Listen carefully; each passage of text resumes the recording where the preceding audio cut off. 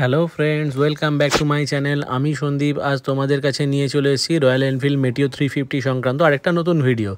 এই ভিডিওটাতে তোমরা দেখেই শুরুতেই বুঝতে পারছো যে ওয়্যারিংয়ের কিছু ইস্যু হয়েছে। ওয়্যারিংয়ের এই প্রবলেমগুলো সলভ করবার জন্য আমি প্রথমে রয়্যাল এনফিল্ডে নিয়ে গিয়েছিলাম। রয়্যাল এনফিল্ডে নিয়ে যাওয়ার পরে ওরা প্রথমে তার ফার কেটে কুটে ওখান থেকে ওয়্যারিংটা ঠিক করে দেয়। ওরা বলে যে আপনি বাইরে এই যে আমার সামনে যে ফগ লাইটটা লাগানো আছে দেখতে পাচ্ছ, সেই ফগ লাইটটা লাগানোর জন্য আমার নাকি ওয়্যারিং কেটে যাচ্ছে নিজে নিজে। তো যাই হোক, এসব বাজে কথা মিথ্যে কথার তো কোনো জায়গা হয় না, কিন্তু তবুও সেটা শুনতে বাধ্য হলাম, কারণ ওরা ওয়্যারিংয়ে যেহেতু আমি বাইরে এই লাইটগুলো লাগিয়েছি, তাই এই তারগুলো মাঝখান দিয়ে দিয়ে কেটে যাচ্ছে, তাই কিছুতেই ওরা ওয়ারেন্টিতে ওয়্যারিংটা চেঞ্জ করে দেবে না। তো যাই হোক, অগত্যা মধুসূদন আমি ওনার কাছে পেইড সার্ভিসের মাধ্যমে ওয়্যারিংটাকে ঠিক করালাম।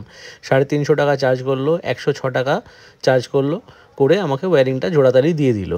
তারপরে আবার 1 মাস যেতে না যেতেই আবার সেই সেম প্রবলেম, স্টার্টিং প্রবলেম হচ্ছে, লাইট জ্বলছে না, ইন্ডিকেটার জ্বলছে না, নানা রকম সমস্যা হচ্ছে। এই যে দেখুন ওরা কি বিচ্ছিরিভাবে কাজ করেছে, জুড়তেই জানে না। এই যে মিস্ত্রি আমাকে আঙুল দিয়ে দিয়ে দেখাচ্ছে যে এইভাবে কেউ জোড়েই না, ওই যে এমন জুড়েছে যে তার কেটে বেরিয়ে চলে এসছে। এত অপদার্থ লেবার দিয়ে কি করে যে রয়্যাল এনফিল্ডে চলছে আমি সেটাই বুঝে উঠতে পারছি না। রয়্যাল এনফিল্ড একটা এত নামি কোম্পানি, এত লাখ টাকা দিয়ে আমরা বাইকগুলো কিনছি, অথচ দেখাচ্ছে যে এখান থেকে কালো তারের সাথে এখানে হলুদ তার জুড়ে দিয়েছে, আবার এমনই জুড়েছে যে ওদিক থেকে খুলে বেরিয়ে চলে এসছে। আর এবারে তো আবার একদম নতুন হয়েছে যে জ্যাক থেকে তার কেটে বেরিয়ে চলে এসছে, কিন্তু ওরা বলছে তার মাঝখান দিয়ে কেটে যাচ্ছে, জ্যাক থেকে কেটে যাচ্ছে। তো এইগুলো নাকি আমি ফগ লাইটটা লাগিয়েছি বলে হয়েছে, ফগ লাইট না লাগালে এই প্রবলেমগুলো নাকি হতোই না। ফগ লাইটের লাইনটা সম্পূর্ণ আলাদাভাবে বাইরে থেকে করা আছে, এই ওয়্যারিংয়ের সাথে কোনো রকম টাচই নেই, সেটা আমি তোমাদেরকে অন্য ভিডিওতে শেয়ার করেছি। এই ফগ লাইটটা কোনোভাবেই এখানে ওয়্যারিংয়ের সাথে কানেক্টেড নয়, কিন্তু ফগ লাইটটা কমপ্লিট ব্যাটারি থেকে লাইন উঠেছে সুইচ থেকে লাইট নিয়ে গেছে ফগ লাইটে। তো এক্ষেত্রে এই যে আলাদা একটা কালো তার তোমরা দেখতে পাচ্ছ, ওই পাইপের মধ্যে দিয়ে আমার ফগ লাইটের লাইনটা গেছে, কিন্তু এরা যেহেতু বলতে একটা ইস্যু পেয়ে গেছে, তাই এরা ওইটাকেই হাইলাইট করছে যে ফগ লাইট লাগিয়েছি বলে ওয়্যারিংয়ের তার জায়গায় জায়গায় কেটে যাচ্ছে। যাই হোক, এসব মিথ্যে কথা বলার আগে 4 বার ভেবে বলা উচিত, কারণ হচ্ছে একটা মানুষ তো কেউ বোকা নয় যে বাইকটা চালাচ্ছে, যে একটা বাইরে দিয়ে আলাদা তার দিয়ে আলাদা লাইন করে ফগ লাইট গেছে এবং তার জন্য মেন ওয়্যারিংগুলো কেটে যাচ্ছে মাঝখান দিয়ে, জ্যাক থেকে কেটে বেরিয়ে আসছে, এগুলো তো হতে পারে না। তাই হোক, আমাদের তো উপায় নেই, এখন ওরা যা মিথ্যে কথা বলুক আর যাই বলুক না কেন, যেহেতু দেবে না তাই তো আর ঘাড়ে উঠতে পারবো না, কিছু করার নেই।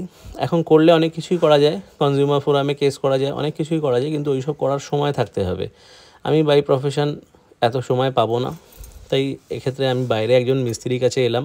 এই মিস্ত্রিটার ডিটেলটা আমি আপনাকে আমার ডেসক্রিপশানে দিয়ে দেবো।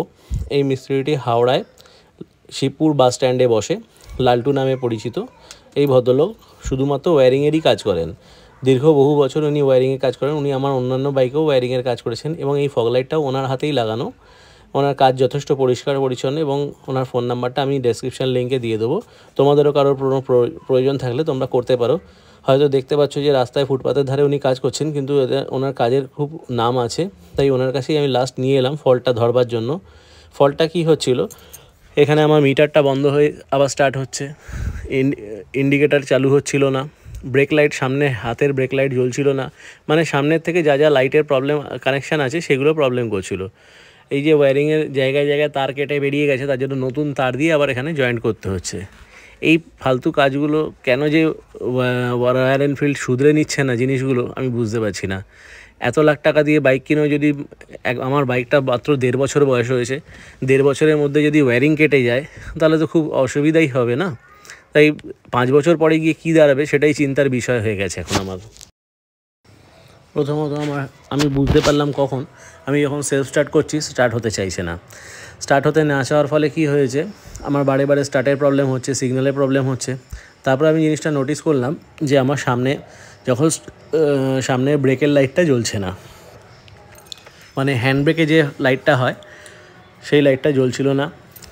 আমার সামনের চাকার ব্রেক মারলে পেছনের লাইটটা জ্বলছে না, আমি রাস্তায় দাঁড়িয়ে লক্ষ্য করলাম। কারণ হচ্ছে যে আমি বাড়িতে যখন গাড়িটা ঢোকাই বা বার করি, আমার ব্রেক লাইটটা জ্বললে আমি পেছনে দেওয়ালে আর ছাপ পড়ে বুঝতে পারি, কিন্তু এবার জ্বলছিল না। সেই জন্য একটা মিস্ত্রিকে দেখালাম, রয়্যাল এনফিল্ডেও নিয়ে গেলাম। ওরা বললো ওয়্যারিং ইস্যু আছে, আপনার ওয়্যারিংয়ের প্রবলেম আছে, সেই জন্য আপনার ব্রেক লাইট কাজ করছে না, কিন্তু সুইচ ঠিক ছিল। আমি প্রথমে ভেবেছিলাম হয়তো সুইচটা খারাপ হয়ে গেছে, সুইচটা পাল্টে নিতে হবে, কিন্তু দেখলাম সুইচ খারাপ হয়নি, ওয়্যারিংয়েরই ইস্যু। যাই হোক, ওয়্যারিংয়ের ইস্যু তো আর কিছু করার নেই, সময় ছিল না তখন হাতে, তাই গাড়ি নিয়ে চলে এলাম। পরে করাবো। তারপরে আবার দেখলাম ধীরে ধীরে স্টার্টের প্রবলেম হচ্ছে, ব্রেকের লাইট জ্বলছে না। তারপরে দেখলাম একদিন ইন্ডিকেটারটা চলছে না, সামনের ডান দিকের ইন্ডিকেটারটা অফ হয়ে গেল, চলছে না। বাহ, বেশ ভালো কথা। আবার বুঝলাম যে ওয়্যারিংটা ধীরে ধীরে এবার খারাপের দিকে যাচ্ছে। তারপরে দেখলাম স্টার্ট করতে গেলে মিটারের লাইটটা বন্ধ হয়ে যাচ্ছে এবং একটা পপ আপ সাইন চলে আসছে, যেটা আপনাদের ওইখানে দেখলাম যে ওয়্যারিং বলে লেখা আছে। তো ঠিক আছে, ওই মিটার দিয়ে যেটা দেখতে হয় সেটাই দেখলাম, ওয়্যারিং বলে লেখা আছে।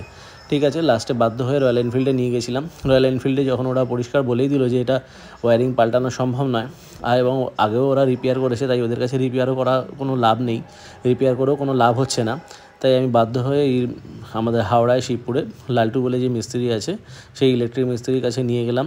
উনি খুব ভালো কাজ করেন এবং আপনারা দেখতেই পাচ্ছেন যে পরিষ্কার পরিচ্ছন্নভাবে উনি কাজ করছেন ভালোভাবে। উনি আবার র্যাপিং করে দিচ্ছেন যাতে জল কাদা ময়লা কিছুই না লাগে, ধুলো ময়লা থেকে গাড়িটাকে বাঁচানোর জন্য। এবং ওই যে টেপিংগুলো যেখানে যেখানে যা যা করতে হয় উনি খুব নিখুঁতভাবে করছেন যাতে কোনো সমস্যা না হয়।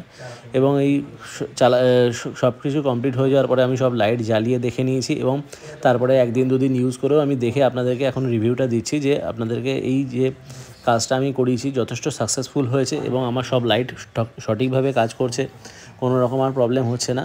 হ্যাঁ, তবে একটা প্রবলেম আমি আগেও ফেস করেছি, এখনও ফেস করছি। 15,000 কিলোমিটারের পর থেকে প্রায় সময়ই যখন আমার এই স্টার্টিং করছি, সেলফ দিচ্ছে গাড়িটা, তখন আমার মিটারটা বন্ধ হয়ে আবার চালু হচ্ছে। এই মিটারটা বন্ধ হয়ে চালু হওয়ার কারণটা ঠিক এখনও অবধি বুঝে উঠতে পারলাম না এবং রয়্যাল এনফিল্ডও এটার সঠিক সন্ধান দিতে পারলো না। দেখি হয়তো এটা আবার কোথাও কোনোভাবে এটা জানতে পারবো যে কীভাবে কী প্রবলেম হচ্ছে, তখন আপনাদের সাথে আবার এই ব্যাপারটা নিয়ে শেয়ার করব। কিন্তু তার মধ্যে আমি আপনাদের সকলকে এই অভিযোগটা জানাতে চাই যে যাদের যাদের এই রয়্যাল এনফিল্ডে এই সেম প্রবলেমগুলো হচ্ছে, ওয়্যারিং ইস্যু হচ্ছে, তারা প্লিজ আমার কমেন্টে জানান এবং সবাই মিলে একটা প্রতিবাদ তৈরি করুন যাতে এই রয়্যাল এনফিল্ড এই ব্যাপারটাকে হাইলাইট হয় এবং ওরা বুঝতে পারে যে এরকমভাবে বাজে জিনিস দিয়ে আর কাস্টমারদেরকে টিকিয়ে রাখা যাবে না। তাই কাস্টমারদেরকে যেমন দাম নিচ্ছে, দরকার হলে আরও 5,000 টাকা দাম বাড়িয়ে দিক, তাতে কোনো ক্ষতি নেই, কিন্তু ওয়্যারিংটা যেন ভালো দেয়। ওয়্যারিংটা ভালো না হলে এই যে বারে বারে আমাদের সমস্যা হচ্ছে, কারণ আমরা তো এই গাড়িগুলো নিয়ে ট্যুরে যাই, রাইড করি। তো রাইড করতে গিয়ে যদি কারোর এরকম স্টার্টের ইস্যু হয় বা লাইট না জ্বলে বা কিছু প্রবলেম হয়, তারা তো প্রবলেমে পড়ে যাবে না, কারণ সবসময় তো সব জায়গায় সবসময় সব ভালো মিস্ত্রি পাওয়া সম্ভব নয়। এবং রয়্যাল এনফিল্ড পুরো হাত তুলে নিচ্ছে যে এটাই আমাদের কিছু করার নেই। তো সেক্ষেত্রে একটা নতুন বাইকের ওয়্যারিং সঙ্গে সঙ্গে হাতে হাতে চেঞ্জ করব নিজেদের পক্ষ দিয়ে, ওয়ারেন্টি থাকা সত্ত্বেও রয়্যাল এনফিল্ড দেবে না, এটাই খুব গায়ে লাগছে। যাই হোক, খারাপ জিনিস হতেই পারে, কিন্তু তাহলে তো কোম্পানির সেই জিনিসটাকে শুধরে নেওয়া উচিত না। তাই আমি সবাইকে রয়্যাল এনফিল্ডকে এটাই জানাতে চাইবো যে যখন তাদের এই প্রোডাক্টটায় এত কমপ্লেন আসছে, তখন তাদের এই জিনিসটাকে শুধরে নেওয়া উচিত এবং শুধরে নিয়ে এই ওয়্যারিংটাকে একটু উন্নত মানের ওয়্যারিং দিক, যাতে আমাদের কারোর কোনো সমস্যা না হয়। এই যে বারে বারে ওয়্যারিং কেটে যাচ্ছিলো, এই যে দেখুন কী সুন্দরভাবে টেপিং করে দিয়েছে, সব কিছু করে দিয়েছে, তাহলে আশা করছি আমার ভবিষ্যতে আর এত সমস্যা হবে না। মেন তারই যেহেতু বাজে দিয়েছে, তাই সেক্ষেত্রে হয়তো সামান্য প্রবলেম থাকতে পারে, কিন্তু খুব বড় প্রবলেম হবে বলে মনে হচ্ছে না। যাই হোক, দেখা যাক এখন কি হয়। যান্ত্রিক গোলযোগের কথা তো কিছু বলা যায় না। তাই তোমরা সবাই মিলে ভিডিওটা দেখো, নানা রকম কমেন্ট করো। Thank you friends.